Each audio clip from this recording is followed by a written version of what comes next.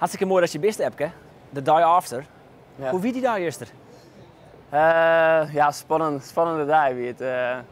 Ik heb gelukkig de laatste dagen van de finale goede trainingen gehad en dat heb ik wel nodig voor het zelfvertrouwen. Maar ja, juist op de wedstrijd ja, dat wordt toch wel heel spannend en dan realiseert je dan wel weer hoe moeilijk het is om in één keer die oefening goed te doen. Dus nee, de spanning weer wel aanwezig. Ja. Wat is nou het meest bijbeleunig gisteren? Ja, ik weet het. Ik denk het gevoel van de oefening, dat is een beetje moeilijk te omschrijven, maar er is een bepaald gevoel qua timing, zeg maar. En dat probeer ze in het lichaam in te sliepen, zeg maar, om die wedstrijd goed uit te komen. En ik denk dat gevoel, dat bloed eigenlijk een beetje hing. Dus dat is, ja, ik weet het. Het goede gevoel. Het goede gevoel, ja, dat ik die rechtstuk onder controle heb. Dat hier is de hele oefening eigenlijk, of de hele day zelfs? Nou, één moment van de oefening even net, dat weer het vierde vluchtelement. Toen zit ik even mis met de timing, maar ja, daarbuiten ja, hier zit ik mooi in de slag. En ja, dat is wel echt een lekker gevoel als dat gebeurt tijdens de finale. Ja. Had je die oefening al bij waarom zien? Nee, ik heb nog net volledig waarom zien volgens mij. Nee. We zullen nou even waarom naar die oefening. Oké.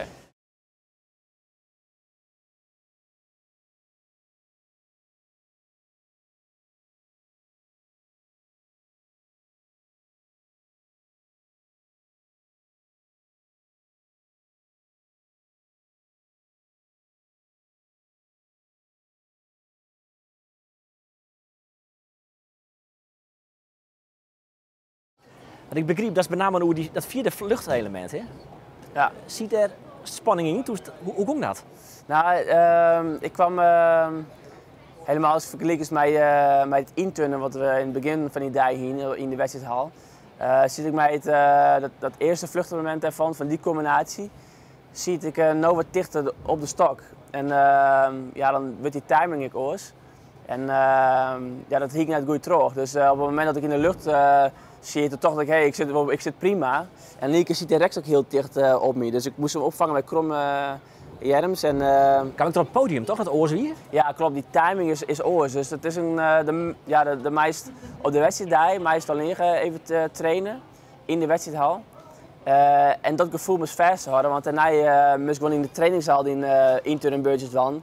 En dan, dat is net hetzelfde. Dus het is, ja, dan moest eigenlijk wat houden hoe wie het ik alweer. En dan is dat, ja, dat gevoel inderdaad, wat ik het hier, dat was vast houden. Het gevoel qua timing. Nou ja, en dan zie ik nou, maar dat vluchtelement zit ik even mis. Als je een eigen oefening hoorn, dan komt Hamburgen, dat wie denk ik wel de grootste concurrent voor deze finale. Wat wie een gevoel na je oefening? Toch dus ik heb hem of? Nee, dat weet ik zeker net van het zuren. Dat hij kan winnen en ja, uiteindelijk won ik krek, maar het is hier ook zo omkend. En dat wist ik heel goed op dat moment, dat het zo zat dichtbij kon lussen. Dus nee, ik ben er net zeker van. Op die familie wie er ik, hè? Ja. Als je als er in, volgens mij wie zelfs de familie aanwezig. Ja, wie er ook bij. Krijg je daar wat van mij, maar de familie die daar, of pas nijdt het niet? Ja, voornamelijk nijdt het eigenlijk. Dus ik ja, wel heel erg druk op het moment van die finale in de tribunes. Maar ik heb inderdaad op een gegeven moment wel een glimp van hen opvangen. Dus ik wist waar ze ongeveer zitten. Maar nee, daar ben je net echt mee bezig. Het is meer ja, de aanmoediging die nog wel wat binnenkomt voor de oefening. Maar ja, het is gewoon het gevoel dat ze wist dat ze al binnen. En dat is het belangrijkste. Collega Frik Wijma, wie er juist bij, volgde die familie even en daar geven we nou ook even een chat.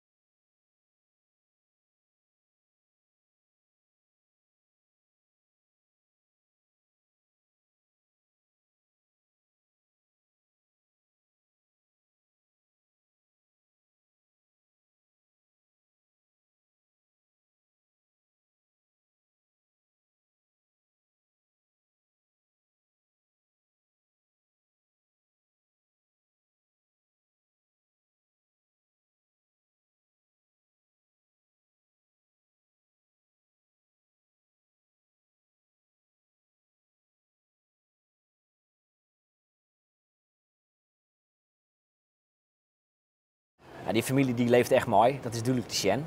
Hoe belangrijk is die familie voor jou eigenlijk? Ja, heel belangrijk. Ja, dat is net alleen op deze momenten natuurlijk, maar gewoon mijn hele turncarrière is binnen zo onmisbaar geweest. En ja, op verschillende manieren. Natuurlijk mijn broers en zus als trainingskameraadjes en in het begin ik als voorbeeld. Nou, dat is altijd heel leuk geweest om mij hun te kunnen trainen. En mijn ouders hebben ons natuurlijk altijd ondersteund. En ja, daar ben ik gewoon afhankelijk van. En ik ben heel blij dat zij dat ervoor hebben gehad voor ons. Zonder hun hier het eigenlijk niet slagen. Nee, nooit. Ik ben meerdere factoren best afhankelijk van best en familie is er één van. Het is net alleen nog maar schone schijn, dat tinkermeesting vaak misschien wel. Helemaal... Ja. Die gunfactor voor jou is ik verschrikkelijk groot. Krijg je dat mooi? Dat iedereen het iets gunt? Nou ja, de sfeer in de hal weer heel goed. Dat zie ik meteen al terug. Maar de training in het begin van die dag, maar op het moment van de wedstrijd, dan hoeft alleen maar de zaal binnen te rennen en er komt al een groot gejuich. En de feels wel dat iedereen achter die steert. In Skaten Media komen nou al verschillende rietjes, hè? Fanny Blankers-Koen, Johan Cruijff, Pieter van der Hogeband en Epke Zonderland. Ja. Die namen steeds erbij. Ja. Hoe bizar is dat? Ja, dat is apart. Ja, dat is iets helemaal als tijdens de sportcarrière, daar ben je eigenlijk helemaal niet mee bezig. Maar dat soort idolen de vergelijken zichzelf helemaal met mij.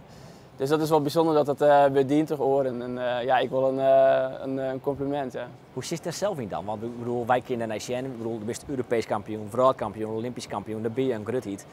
Hoe zou je daar zelf dan zien hoor? Ja, net zo. Nee, dat is heel oors. Ja, ik ben gewoon Epke Zonderland zo. En zoals mensen die me goed kennen, ik naar me joggen. En dat beeld van zijn grootheid, ja, ze is in de werkelijkheid natuurlijk net. Dus zo zocht ik naar diezelf. Nee, maar ze is het wel. Ja, ze is er dan wat voor oren meesken en dat is wel bijzonder. Rio de Janeiro is vanzelfs nog heel vier fots. Daar is hij nou op rochtje, maar rocht hij dan misschien meer op het team en meer op de meerkamp? Ik zou ongetwijfeld 1 of 2 orentesten erbij moeten trainen om daar als laatste man dus maar een degelijk cijferdeel te kunnen zetten. Dus qua trainingsarbeid zou ik daar wat meer in moeten investeren. Kun je daar nou nog wel voor opladen dan? Was alles doen? Ja. Is dat gewoon ophouden? Nee, maar dat is juist zo mooi, dat een naaie uitdaging is. Net op het heegste punt stoppen, dat is niks voor jou. Dus ik wil wel het heegste punt, ja, maar wat is het heegste punt? Ja, okay. Zo van mijn gevoel, dat klinkt goed. qua prestaties is het vol, dus maar op rekstok. Maar mijn eigen heegste punt qua niveau heb ik nog net bereikt volgens mij. Ik meis nog steeds progressie, dus dan bloedt het leuk en ik wil graag zien hoe ver ik kan gaan. We kunnen nog lang van genieten dus. Ik denk het wel. Dankjewel.